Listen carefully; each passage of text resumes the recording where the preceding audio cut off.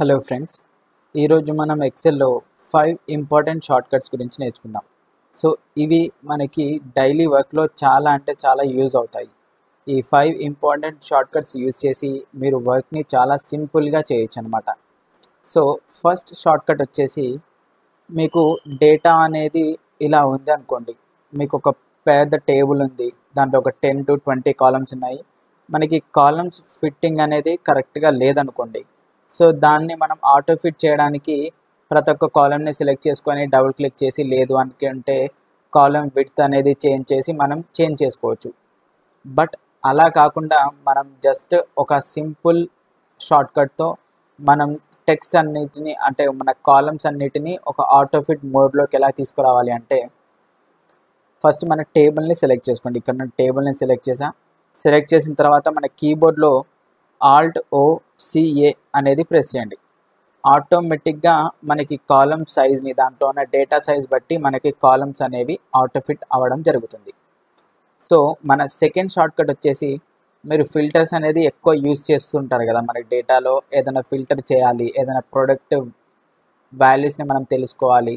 So లేదు అనుకుంటే, దేని గురించి అయినా తెలుసుకోవాలనుకుంటే మనం ఫిల్టర్ చేస్తుంటాం.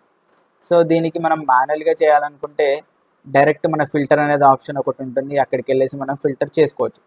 లేదు అనుకుంటే నేను ఇప్పుడు చెప్పే ఆ షార్ట్కట్ యూజ్ చేశారంటే మీరు ఆటోమేటిక్గా ఫిల్టర్ అనేది ఈజీగా చేసుకోవడానికి ఛాన్స్ ఉంటుంది.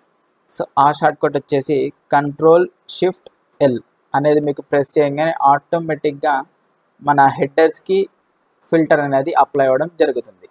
సో ఇక్కడ మనకు ఈజీగా మనం ఫిల్టర్ చేసుకోవచ్చు. సో అదే Ctrl+Shift+L అనేది మళ్ళీ ప్రెస్ చేస్తే మీకు ఉన్న ఫిల్టర్స్ అనేది పోవడం జరుగుతుంది. సో మన థర్డ్ షార్ట్కట్ వచ్చేసి, మనకి ప్రజెంట్ ఉన్న ఈ టేబుల్ అనేది మనకు రెగ్యులర్ టేబుల్ లాగా ఉంది. సో దీన్ని మనం ఒక పర్టికులర్ టేబుల్ లాగా మనం కన్వర్ట్ చేసామనుకోండి, మనకి ఫిల్టర్స్ అనేవి అప్లై అవ్వడం జరుగుతుంది ఈజీగా. అలాగే మీరు డేటాని మీకు వేరే చోట యూజ్ చేయడానికి కానీ, లేదు అనుకుంటే మీరు ఫార్ములాస్ యాడ్ చేయడానికి కానీ మనకి చాలా యూజెస్ ఉంటాయి ఆ టేబుల్ యాడ్ చేయడం వల్ల. సో అది ఎలా యాడ్ చేయాలి అంటే, సో మీరు డైరెక్ట్గా మాన్యువల్గా యాడ్ చేయాలంటే మనకు పైన ఉన్న మెనూ బార్లో నుంచి మనం ఆ టేబుల్కి సంబంధించిన ఆపరేషన్ సెలెక్ట్ చేసుకొని క్లిక్ చేస్తే మనకు టేబుల్ అనేది క్రియేట్ అవ్వడం జరుగుతుంది. లేదు అనుకుంటే Ctrl+T అనేది ప్రెస్ చేస్తే ఆటోమేటిక్గా మీకు టేబుల్ క్రియేట్ అవ్వడానికి కావాల్సిన విండో అనేది ఒకటి జరుగుతుంది. సో దీంట్లో మీకు అడుగుతుంది, మై టేబుల్ హ్యాజ్ హెడర్స్, మన టేబుల్లో హెడర్స్ ఉన్నాయా అని. సో ఉన్నాయి కాబట్టి చెక్ బాక్స్ ఆటోమేటిక్గా వచ్చేసింది, ఓకే ప్రెస్ చేయండి. ఆటోమేటిక్గా మనకి టేబుల్ అనేది యాడ్ అయిపోవడం జరుగుతుంది. మనకి రెగ్యులర్గా ఉన్న డేటా మనకి ట్యాబులర్ ఫార్మాట్లోకి కన్వర్ట్ అయిపోయింది. టేబుల్ ఫార్మాట్లోకి మనకి ఆటోమేటిక్గా కన్వర్ట్ అయిపోవడం జరుగుతుంది. అండ్ నెక్స్ట్ షార్ట్కట్ వచ్చేసి, మీకు ఒక ఎక్సెల్ వర్క్ బుక్లో 10 to 15 వర్క్షీట్స్ ఉన్నాయి. మీరు ఒక వర్క్షీట్ నుంచి ఇంకో వర్క్షీట్కి మౌస్ యూజ్ చేసి వెళ్తున్నారు అనుకోండి. సో దానివల్ల మీకు టైం అనేది వేస్ట్ అవ్వడం జరుగుతుంది. సో ఈ షార్ట్కట్ కనుక మీరు యూజ్ చేసినట్లయితే అసలు మౌస్ మీరు టచ్ చేయకుండా ఓన్లీ కీబోర్డ్తోనే మీరు ఒక షీట్ నుంచి వేరే షీట్కి ఈజీగా మూవ్ అవ్వచ్చు. సో ఆ షార్ట్కట్ వచ్చేసి control page up and page down, ఇది మీకు కీబోర్డ్లోనే ఉంటాయి.